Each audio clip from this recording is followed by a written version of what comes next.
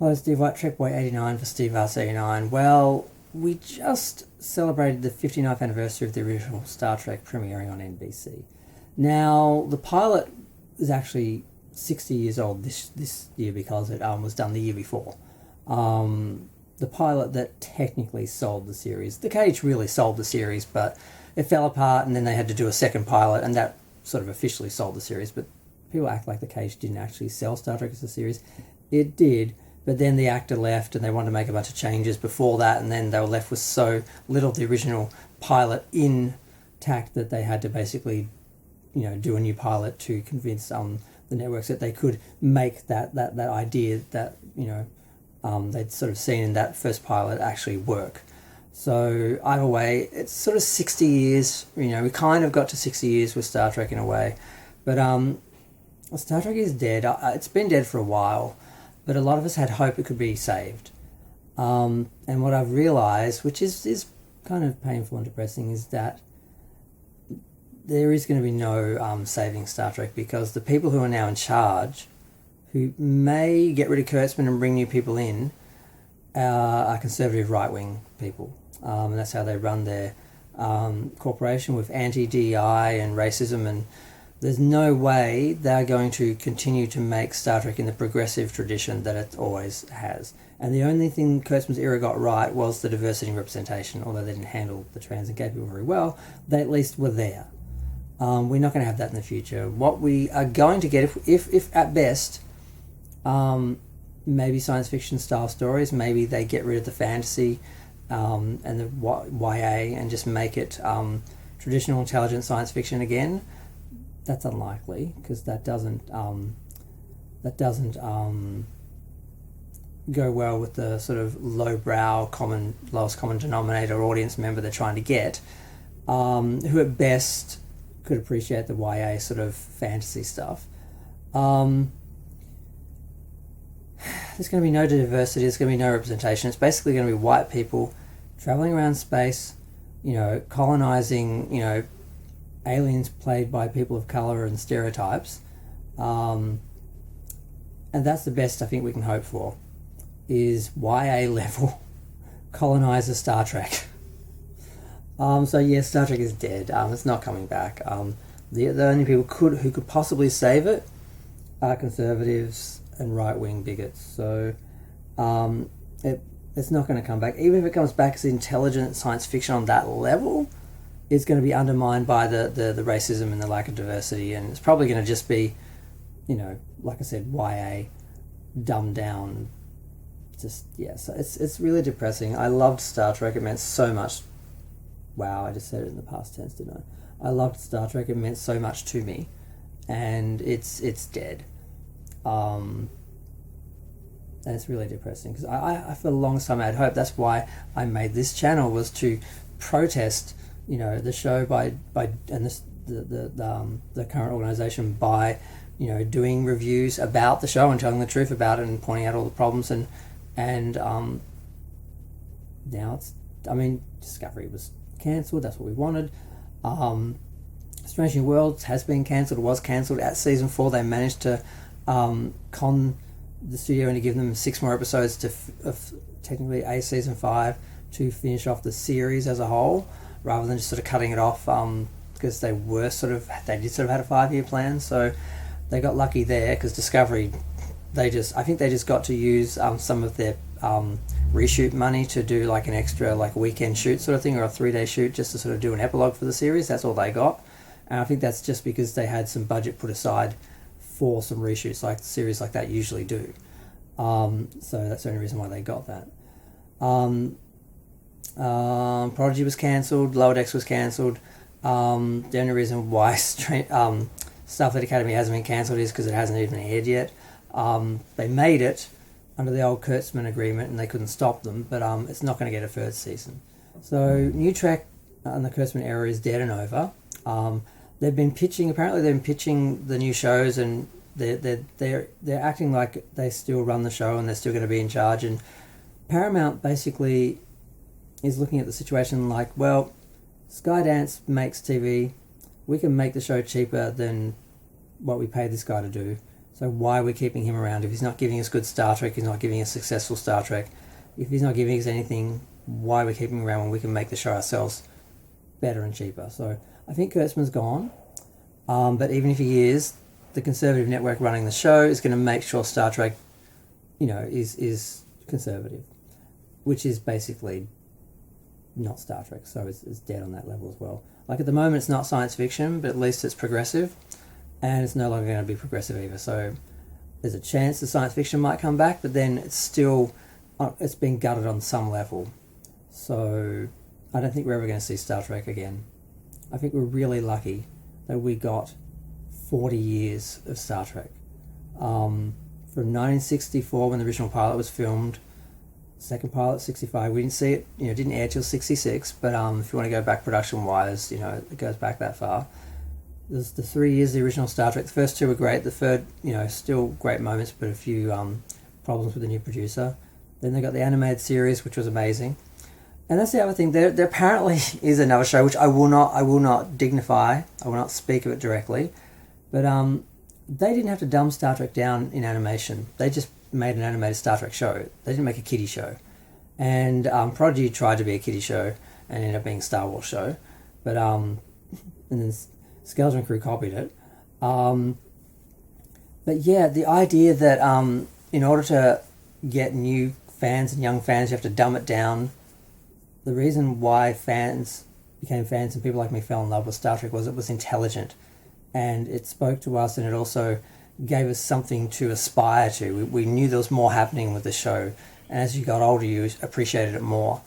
You fell in love with it as a kid for the more superficial elements, and then you grew up with it and realised it had more layers and levels.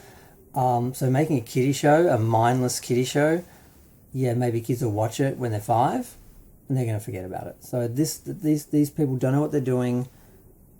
Everything's being done wrong, and I just don't see it being saved. And like I've just started a marathon. I'm watching every episode of Star Trek, including New Trek, in chronological order, as alt universe, along with like the JJ films. And I'm just going to try and review them objectively and see if they can be enjoyed from a science fantasy sort of level. Because the fight is over. On one level we won because those shows were cancelled, but we sort of won the battle and lost the war because those shows did fail and were cancelled. But we're not going to still not going to get Star Trek in their place. So it is over. It's dead. But like I said, we got 40 years. After the animated series, we had a few years, the promise of Phase 2, a new series, but then we got Star Trek the Motion Picture, and through the 80s we had great movies. And then we got the Next Generation, and then that was like a straight 18 years of TV shows being produced, 24 seasons, 4 series. Next Generation, Deep Space Nine, Voyager, Enterprise, 4 series, 7 seasons each, well, 4 for Enterprise. Ending in 2005, so we basically got 40 years of Star Trek working as a multiverse universe with, different universes, 2 generations, the original series era, the Next Generation era, sort of travelling along, working together with reasonably consistent canon, a few mistakes here and there, but basically a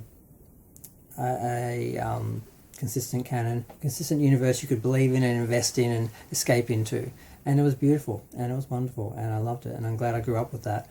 I first saw Star Trek, the original series, in repeats as a little kid, and then a whole bunch of repeats for one of the anniversaries, and that's when I sort of fell in love with Star Trek, and I got my mum to buy me Star Trek comics, and then as soon as I could get money from my dad and got an allowance, I bought Star Trek models. The one Star Trek model that my friend's dad had in his house, I bought off him. I still have part of it, the little green, the little green plastic parts from the bridge dome and that only some of the vintage Star Trek models had. I still have those and the bridge dome, but the rest of it did not survive. It'd be like 40 years old now, or 50 years old now. But yeah, I started watching it like that, and then, you know, heard about the Next Generation, saw some videos, and then we finally got it on TV. We got season 1 and 2, just like a whole year of Next Generation season 1 and 2 every night, prime time. Couldn't miss it. It was great. Then, unfortunately, it went to another station, which we didn't get reception for. So I missed season 3, 4, 5, and I think at the end of season 6, they upgraded the the towers or something, and then we could actually get Channel 9. So I saw some episodes of season 7 of Next Generation. So then I primarily was watching Next Generation on video, and most Australian fans would watch the videos because the TV was behind, and they were always putting it on late and having it be bumped by other things. So it was impossible to reliably watch Star Trek. But then we got 2 to 3 nights a week, I think. I think it was 4 nights a week. I think we had Star Trek, the original series, 2 nights a week at one point, and Next Generation, Deep Space Nine, or was it Deep Space Nine and Voyager on at the same, like, different nights. So we got Star Trek like 4 nights a week for a while there. And then, so I saw it in syndication when I was a kid, the original series. Then, you know, Next Generation prime time and video, and then had multiple nights, multiple shows. So it was a really good era for a while there. Then video started to decline, and the first season of Enterprise was released, but they didn't do the other seasons. But by the time they got to the 4th year, DVD was a thing. So we got I think started with Next Generation and then Deep Space Nine and Voyager. We got Enterprise and the original series as well. And I remember watching the final episode of Enterprise on TV about a week after I got the DVD. So I did see it first on DVD, but I did sit down and watch it on prime time because I knew it was the last episode ever of Star Trek. Then we had the movies, which were fine as action, sci-fi, adventure things to try and get new people in. And I thought they'd do TV series that would be in the JJ universe, but more like a traditional Star Trek TV series. That we didn't get. That's when the dream died. They, you know, due to copyright, trying to take advantage of that, they created an alt universe, but then claimed it was, you know, the real universe, and they called their universe the Prime Universe, and then tried to claim it was the same universe as the original canon universe. And it's just been nothing but a mess since then. And fans, it's divided the community. We've got new fans who've cropped up who don't like Star Trek, but like the new Trek shows. And then we've got old Star Trek fans who, you know, can't stand new Trek, even though it does have some qualities. So yeah, it's been a interesting journey. Like, you know, I've had Star Trek in my life my whole life. And now I'm just sort of realizing it's over, and I'm going to have to live off those repeats and some of the expanded universe, the comics and novels and stuff like that. I guess I have to get into to have new Star Trek adventures. Even though I did read pretty much all the 80s and 90s comics, but I read them once, you know, when I got them and then put them down. So reading them all again would be like new. So there's a little bit of hope for some new Star Trek in my life, but only sort of stuff I've forgotten or never saw. So this is my, you know, 59th anniversary, you know, farewell to Star Trek, because it's over. It's dead, Jim. It's dead, Jim. Like I said, we might get some version of Star Trek which could be science fiction and intelligent, but it won't be progressive. So it won't really be in the spirit of Star Trek. There'll still be something missing. So that original brilliant genius show is gone. It's been broken. The format's gone. The progressive era, everything. The aspirational element is gone because, you know, America is dead. It kind of represents where America is at this point, which is going backwards. So and Western society is going backwards as well. So yeah, maybe we'll get that third World War, and maybe we will get a Star Trek future after that if we learn from it. But chances are it's just going to destroy us all.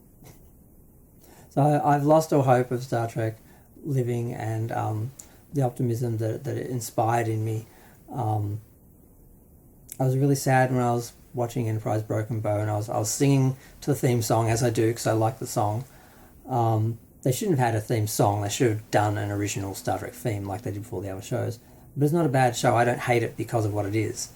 But I just thought it's all about hope, and all these things I used to believe that I've lost my faith of the heart.